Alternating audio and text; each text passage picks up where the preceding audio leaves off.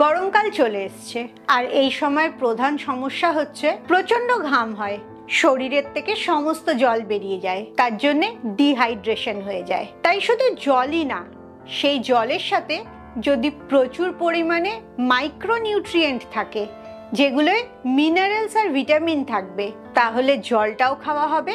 আর এই প্রচুর পরিমাণে মিনারেলস থাকার জন্য তোমার ডিহাইড্রেশনও হবে না। এই জলটা যদি খুব সুস্বাদু আর একদম কম ক্যালোরির হয়, তাহলে রোগা হতেও কোনো অসুবিধা হবে না। এমন দুটো সুস্বাদু জলের রেসিপি শেয়ার করব, যেটা তোমরা এই গরমের মধ্যে রোজ খেতে পারো আর প্রচুর ওয়েট লসও হবে তাতে। Welcome to good life with Sukarna. আমি লাইফস্টাইল কারেকশন কোচ।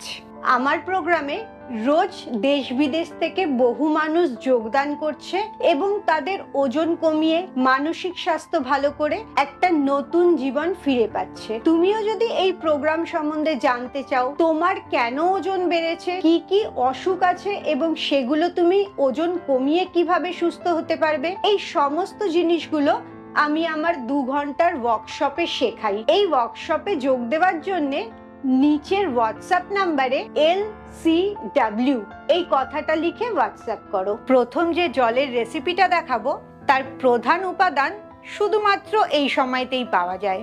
সেটা হচ্ছে এই কাঁচা আম। কাঁচা আমটা অনেকে কাঁচা খায়, আচার বানায়, পুড়িয়ে খায় বা সেদ্ধ করে খায়। এই আমের একটা সুস্বাদু শরবত কি করে বানাবে সেটাই আজকে দেখাবো। শরবতটা বানানোর আগে বলে নি আমটা কেন এত উপকারী। প্রথমত, আমের মধ্যে প্রচুর ভিটামিন সি আছে। কাঁচা আমটা খেতে টক হলেও এটা শরীরের মধ্যে অ্যালকালাইনের কাজ করে, আর অ্যালকালাইনিটিটা যত তোমার ব্যালেন্স থাকে তত হজমটা ভালো হয়, পেটটা ঠান্ডা থাকে। প্রচুর নিউট্রিয়েন্টস আছে, আর যেভাবে আজকে জলটা বানাবো তাতে তোমার ডিহাইড্রেশনও হবে না, ইলেকট্রোলাইটটা ব্যালেন্স হয়ে যাবে। এর সাথে সাথে এর ক্যালোরিটা খুবই কম থাকছে, তাই ওজন কমতেও অনেক সাহায্য হবে।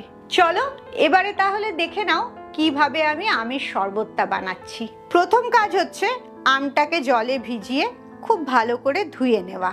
ধোয়ার পরে ওর খোসাটা আমি পিলার দিয়ে পুরোটা ছাড়িয়ে নিচ্ছি। এবারে এই আমটার 2 সাইডটা কেটে নিয়ে খুব ছোট ছোট করে টুকরো করে নিচ্ছি।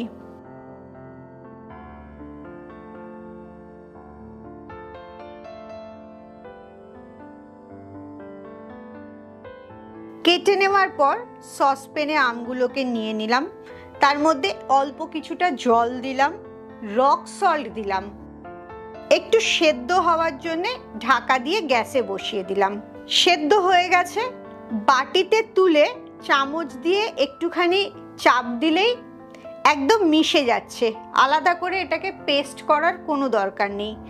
এতটাই সেদ্ধ হয়েছে যে চামচে করেই এটার একটা পাল্প তৈরি হয়ে যাচ্ছে। এবারে আমি সব জিনিসগুলো রেডি করে নিয়েছি। আমের পাল্পটা বাটিতে নিয়ে নিয়েছি, দেখতেই পাচ্ছ একটুও জল নেই, তার জন্য ঠিক মতো আছে। গুড় নিয়েছি, ভাজা জিরে, ভাজা ধনে, রক সল্ট আর গোলমরিচ, এইগুলো নিয়ে নিয়েছি। একটা বাসনের মধ্যে বড় চামচের 1 চামচ আমের পাল্পটা দিলাম, একটুখানি রক সল্ট দিলাম, তার সাথে গোলমরিচ দিলাম। এরপরে ভাজা জিরে, ভাজা ধনে, গুড়, এগুলো সব একসাথে দিয়ে ভালো করে মিশিয়ে নিচ্ছি। এবারে এতে জল দিয়ে দিলাম। ভালো করে মেশানোর পরে একটা গ্লাস নিয়েছি, সেখানে বরফ দিলাম কিছুটা। আমের যে ঘোলটা তৈরি করেছি সেই ঘোলটাকে ঢেলে নিলাম। ব্যাস, সুস্বাদু একটা ড্রিঙ্ক তৈরি হয়ে গেল। এবারে আসি দ্বিতীয় খাবারটা, সেটা হচ্ছে ডাব। গরমকালে সবাই ডাব খেতে খুব ভালোবাসো, কাটলো স্ট্র দিয়ে খেয়ে নিলে। কিন্তু আজকের ডাবটা শুধু ডাবের জল থাকবে না, এটার পুষ্টিগুণটা আরো কিছুটা বাড়িয়ে দেব। আর আজকের ডাবটা আমি কচি ডাব আনিনি, একটুখানি পুরো মালাই আছে এরকম ডাব নিয়েছি। এই ডাবের জলের কি উপকারিতা আর মালাইয়ের কি উপকারিতা সেটা আগে বলে নি, তারপরে দেখাবো এই ডাবের জলটা আরো পুষ্টিকর কি করে বানাবে তুমি। ডাবের জলে প্রচুর মাইক্রোনিউট্রিয়েন্ট থাকে, ইলেকট্রোলাইটটা ব্যালেন্স করে। তাই গরমকালে ইলেকট্রলের জল, ওআরএস এগুলো কিছুই খেতে হবে না। ডাবের জলের মধ্যে এর থেকে অনেক বেশি পুষ্টিগুণ থাকে। এটা পেট ঠান্ডা রাখে, হজম করতে সাহায্য করে, ক্যালোরিটা অনেক কম।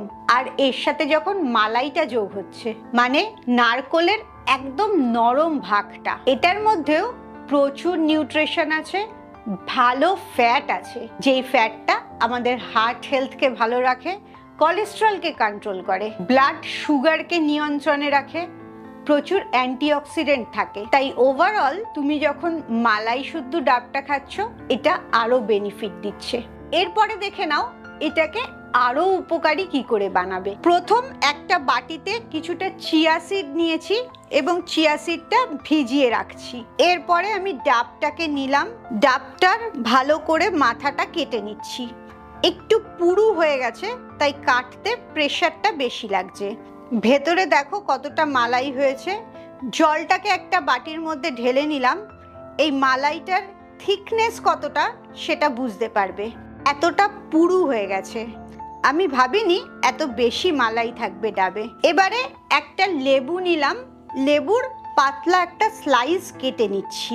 ডাবের থেকে মালাইগুলোকে আলাদা করে নিচ্ছি, এগুলো এই ডাবের জলটার মধ্যেই দেব।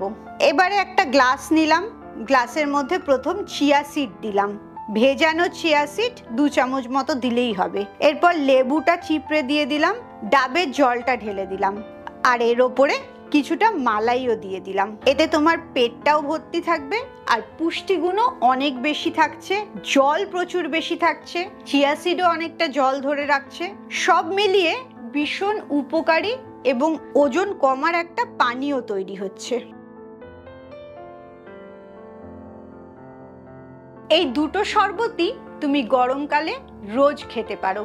এতে তোমার শরীরও ভালো থাকবে আর ওজন কমাতেও অনেক সাহায্য হবে। চিয়া সিড কি উপকার করে, কখন খাওয়া উচিত, কিভাবে খাওয়া উচিত, আর চিয়া সিড কতভাবে রান্নায় ব্যবহার করা যায়, এই সমস্তগুলো জানতে আমার চিয়া সিডের ভিডিওর লিংক দিচ্ছি।